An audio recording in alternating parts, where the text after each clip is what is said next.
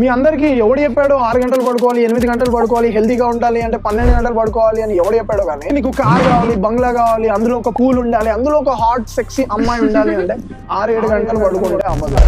Elon Musk, Yahoo CEO, Narendra Modi Twitter founder, PepsiCo chairman, Apple CEO, Starbucks CEO, వీళ్ళందరూ కూడా 4 hours sleep cycle నే maintain చేస్తారు, including మీ. వీళ్ళందరికీ ఎందుకు జబ్బులు రావట్లేదు? వీళ్ళందరికీ నర్వ్స్ ఇవేవేవో అయిపోవట్లేదు. ఎందుకంటే వాళ్ళకి మనీ మీద, బిజినెస్ మీద ఇంట్రెస్ట్ ఉంది. మస్తు అలసిపోయి నిద్రపోతాము అనుకుని మెంటల్ గా ఫిక్స్ అయినప్పుడు ఫోన్ ఓపెన్ చేసి సాఫ్ట్ ఫోన్ కనిపిస్తే డైరెక్ట్ గా క్రోమ్ కి వెళ్ళి 4-5 గంటలు స్పెండ్ చేస్తాం ఒక మంచి వీడియో కోసం.